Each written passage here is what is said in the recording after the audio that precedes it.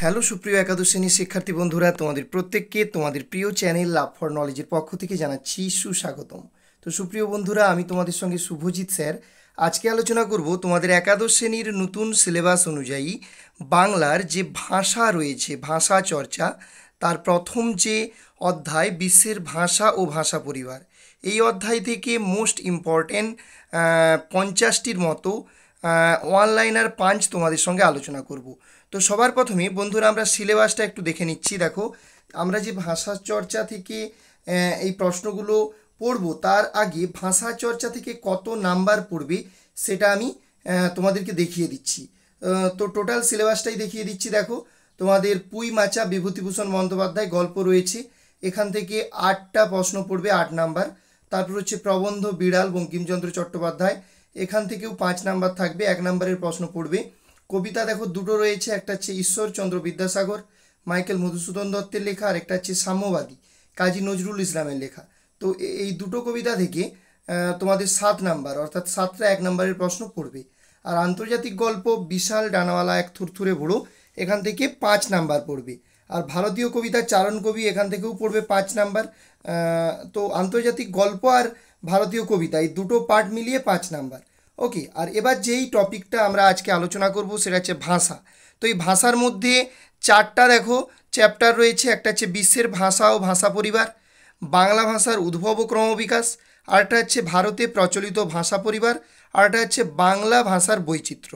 তো আজকে তোমাদের সঙ্গে বিশ্বের ভাষা ও ভাষা পরিবার, অর্থাৎ প্রথম যে চ্যাপ্টারটা রয়েছে ভাষার মধ্যে, সেই চ্যাপ্টার থেকে মোস্ট ইম্পর্টেন্ট 50টির মতো অনলাইনার প্রশ্ন উত্তর আলোচনা করব, যেগুলো অবশ্যই তোমাদের ফার্স্ট সেমিস্টারের এক্সামের জন্য খুব গুরুত্বপূর্ণ হবে।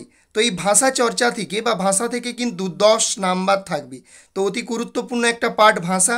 তো সেই কথা মাথায় রেখেই আমাদের আজকে পার্ট 1-এর ভিডিও।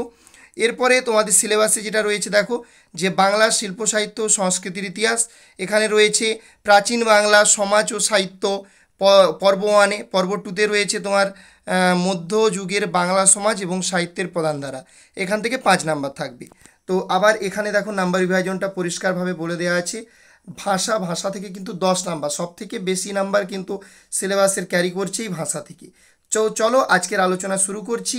বিশ্বের ভাষা ও ভাষা পরিবার, মোস্ট ইম্পর্টেন্ট অনলাইনার পাঞ্চ, যেগুলো এমসিকিউ প্রশ্ন করার ক্ষেত্রে, ড্যাশ পূরণ করার ক্ষেত্রে, সব ধরনের প্রশ্ন করার ক্ষেত্রেই কিন্তু কাজে লাগবে। তো দেখো কি বলা হয়েছে, সারা পৃথিবীতে ভাষার সংখ্যা প্রায়, উত্তর কী হয়ে যাবে 3000। সারা পৃথিবীতে ভাষার সংখ্যা প্রায় কত রয়েছে? 3000। পরের প্রশ্ন কি বলা হয়েছে দেখো, ভাষাবিদ সুলৎস হলেন জার্মানির অধিবাসী। তাহলে ভাষাবিদ যে সুলৎস ছিলেন তিনি কোথাকার অধিবাসী ছিলেন? জার্মানির অধিবাসী ছিলেন। তারপরে বলা হয়েছে ভাষাবিদ ক্যারদুও ছিলেন কোথাকার অধিবাসী?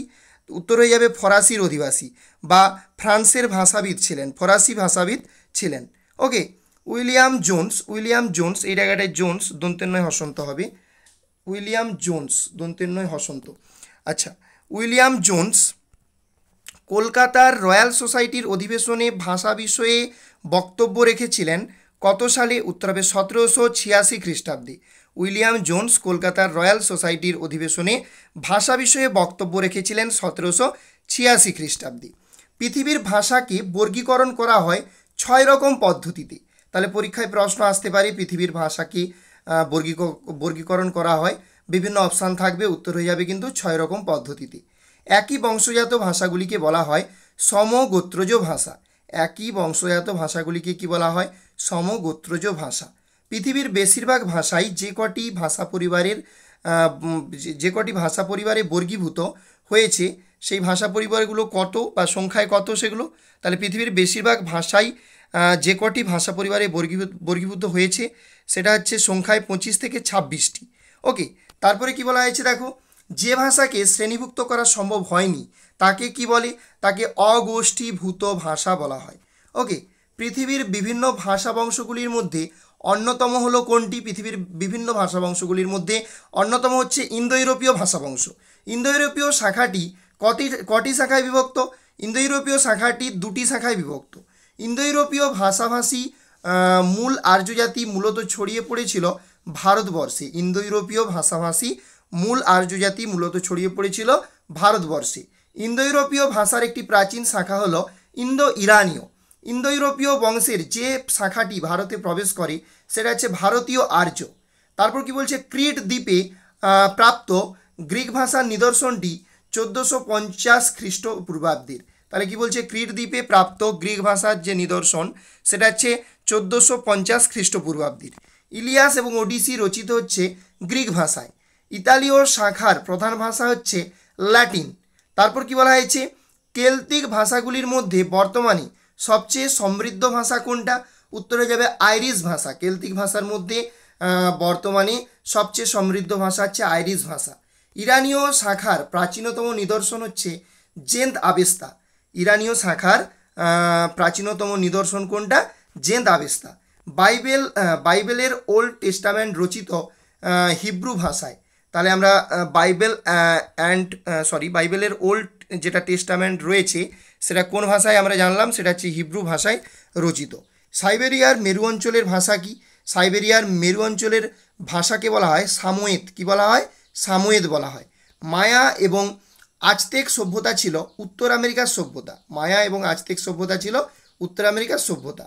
তারপর কি বলেছে, পিজিন ইংলিশের উদ্ভব ঘটে ব্যবসায়িক কারণে। পিজিন ইংলিশের উদ্ভব ঘটে কি কারণে? ব্যবসায়িক কারণে। পিজিন দীর্ঘস্থায়ী হলে জন্ম নেয় কি? ক্রেওল। জন্ম কি নেয়? ক্রেওল জন্ম নেয়। ওকে, পিজিন ইংলিশের পিজিন শব্দটি এসেছে ইংরেজি বিজনেস শব্দের চীনীয় উচ্চারণ থেকে। তাহলে পিজিন এই যে ইংলিশের পিজিন শব্দটি এসেছে ইংরেজি বিজনেস শব্দের চীনীয় যে উচ্চারণ সেখান থেকে। ওকে, তারপরে কি বলা হয়েছে, ভোলাপুক নামক কৃত্রিম ভাষাটি তৈরি করেন কে? Johann Martin Schleyer. Johann Martin Schleyer. তারপরে কি বলা হয়েছে, প্রতিষ্ঠিত বিশ্ব ভাষা বা কৃত্রিম আন্তর্জাতিক ভাষা হলো কোনটি? উত্তর হবে এসপেরেন্তো। এসপেরেন্তো। কৃত্রিম আন্তর্জাতিক ভাষার কথা প্রথম চিন্তা করেছিলেন কে? দেকার্ত। রেনে দেকার্ত কৃত্রিম আন্তর্জাতিক ভাষার কথা প্রথম চিন্তা করেছিলেন। আন্তর্জাতিক ভাব বিনিময়ের জন্য ব্যবহৃত হয় এসপেরেন্তো ভাষা। আন্তর্জাতিক ভাব বিনিময়ের জন্য ব্যবহৃত হয় এসপেরেন্তো ভাষা। এসপেরেন্তো ভাষার ব্যাকরণের মোট নিয়ম হচ্ছে 16টি। এসপেরেন্তো ভাষায় বা এসপেরেন্তো ভাষার ব্যাকরণের মোট নিয়ম কটি? 16টি। এসপেরেন্তো ভাষার শব্দ সংখ্যা হচ্ছে 6000-এরও বেশি। এসপেরেন্তো ভাষা মাতৃভাষা হিসেবে ব্যবহৃত হয় 1000 মানুষের। এসপেরেন্তো ভাষায় বর্তমানে কথা বলেন 20 লক্ষ মানুষ। ওকে, প্রায় 20 লক্ষ মানুষ বর্তমানে এসপেরেন্তো ভাষায় কথা বলেন। অঙ্গ সঞ্চালনের মাধ্যমে ব্যবহৃত ভাষার নাম হচ্ছে প্যারা ল্যাঙ্গুয়েজ। অঙ্গ সঞ্চালনের মাধ্যমে ব্যবহৃত ভাষার নাম হচ্ছে প্যারা ল্যাঙ্গুয়েজ। সাংকেতিক ভাষা বা সাইন ল্যাঙ্গুয়েজের উদ্ভব ঘটে 1775 খ্রিস্টাব্দে। পৃথিবীর প্রধান ভাষাবংশের সংখ্যা 12টি। পৃথিবীর প্রধান ভাষাবংশের সংখ্যা কয়টি? 12টি। ইন্দো ইউরোপীয় ভাষাবংশের অন্তর্গত ভাষাগোষ্ঠীর সংখ্যা 9টি। ফরাসি ভাষা যে শাখার অন্তর্গত সেটা হচ্ছে ইতালীয় শাখার অন্তর্গত। ইংরেজি যে ভাষা থেকে এসেছে সেটা হচ্ছে পশ্চিম জার্মানিক ভাষা থেকে এসেছে ইংরেজি ভাষা। ওকে, ইন্দো ইরানীয় শাখাটি যে কটি ভাগে বিভক্ত? উত্তরে যাবে 2টি ভাগে বিভক্ত। ওকে, তারপরে কি বলা হয়েছে, আবেস্তীয় ভাষায় যে ধর্মগ্রন্থ রচিত হয়েছে সেটা হচ্ছে জেন্দ আবেস্তা। সেটা হচ্ছে জেন্দ আবেস্তা। ইলিয়াস এবং ওডিসি হোমারের লেখা। তাহলে পরীক্ষায় প্রশ্ন আসতেই পারে ইলিয়াস ও ওডিসি কার লেখা? বিভিন্ন অপশান থাকবে বা এটা ড্যাশ পূরণ আকারেও পড়তে পারে। উত্তর হবে ইলিয়াস ও ওডিসি হোমারের লেখা। ফিনল্যান্ডের ভাষাকে কি বলা হয়? ফিনল্যান্ডের ভাষাকে বলা হয় ফিনিশ। কৃত্রিম ভাষা তৈরির কথা প্রথম বলেন কারা? ডেকার্ত, বেকন, উইলকিন্স এনারা প্রথম কৃত্রিম ভাষা তৈরির কথা বলেন। ওকে, মাথা, হাত, চোখ প্রভৃতি অঙ্গ সঞ্চালনের মাধ্যমে যে ভাষা তৈরি হয় তা হলো প্যারা ল্যাঙ্গুয়েজ। মাথা, হাত, চোখ প্রভৃতি অঙ্গ সঞ্চালনের মাধ্যমে যে ভাষা তৈরি হয় সেটা হচ্ছে প্যারা ল্যাঙ্গুয়েজ। ওকে, পৃথিবীর বৃহত্তম ভাষাবংশটি কোনটি? উত্তর হবে ইন্দো ইউরোপীয় ভাষাবংশ হচ্ছে পৃথিবীর বৃহত্তম ভাষাবংশ। তো সুপ্রিয় শিক্ষার্থী বন্ধুরা, এই ছিল আজকের আলোচনা। আজকের আলোচনাতে তোমাদের সঙ্গে আলোচনা করলাম ভাষা থেকে মোস্ট ইম্পর্টেন্ট কতকগুলো অনলাইনার পান, যেগুলো তোমাদের পরীক্ষাতে এমসিকিউ প্রশ্ন পড়ুক কিংবা ড্যাশ পূরণমূলক প্রশ্ন পড়ুক কিংবা এ স্তম্ভের সঙ্গে বিস্তম্ভ মেলানো পড়ুক, যাই ধরনের প্রশ্ন পড়ুক না কেন, তুমি যদি এই প্রশ্নগুলো একটু মোটামুটিভাবে পড়ো, যদি চোখ বুলিয়ে রাখো, তাহলে অবশ্যই কিন্তু পরীক্ষায় উত্তর করতে পারবে। তো সুপ্রিয় শিক্ষার্থী বন্ধুরা, আশা করি আজকের আলোচনা তোমাদের ভালো লাগলো। তো তোমরা কিন্তু মনে রাখবে যে এই ভাষা থেকে তোমাদের পরীক্ষায় কিন্তু ফার্স্ট সেমিস্টারের যে এক্সাম সেখানে কিন্তু 10 নাম্বার রয়েছে। সুতরাং তোমরা যদি টোটাল সিলেবাসটা লক্ষ্য করো তো সেখানে প্রত্যেকটা পার্টের নাম্বারগুলো যদি লক্ষ্য করো, গল্প থেকে 8, প্রবন্ধ থেকে 5, কবিতা থেকে 7, আন্তর্জাতিক গল্প এবং ভারতীয় কবিতা মিলে 5, আর ভাষা থেকে কিন্তু 10। সুতরাং ভাষাটা কিন্তু খুব গুরুত্বপূর্ণ হতে চলেছে।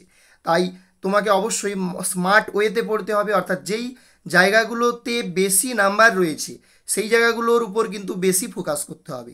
সেই কারণেই আমি তোমাদের ভাষার ক্লাসটা নিয়ে এলাম। এর আগে আমি তোমাদের পুঁইমাচা গল্পের বিভিন্ন অনলাইনার পাঞ্চ দুটো পার্টে নিয়ে এসেছি, এবং সেই সঙ্গে ঈশ্বরচন্দ্র বিদ্যাসাগর যে কবিতাটি তারও কিন্তু এমসিকিউ প্রশ্নের একটা সেট নিয়ে এসেছি। তো তারপরে দেখলাম যে ভাষা থেকে যেহেতু অনেকগুলো নাম্বার রয়েছে তাই কারণেই ভাষার উপর কিন্তু একটা ভিডিও প্রোভাইড করলাম। এটা হচ্ছে আমাদের পার্ট 1-এর ভিডিও, আবার পার্ট 2-র ভিডিও আমরা প্রোভাইড করব খুব শীঘ্রই। তো আশা করি তোমাদের আজকের আলোচনা ভালো লাগলো। যদি আলোচনাটি ভালো লাগে অবশ্যই একটি লাইক করো, সেই সঙ্গে তোমার প্রিয় বন্ধুবান্ধবীদের সঙ্গে ভিডিওটি বেশি বেশি করে শেয়ার করে দাও, এবং কমেন্ট সেকশানে অবশ্যই কমেন্ট করে জানাবে আজকের আলোচনা বা আজকের ক্লাসটা কেমন লাগলো। তো দেখা হবে পরের ভিডিওতে। জয় হিন্দ, জয় ভারত।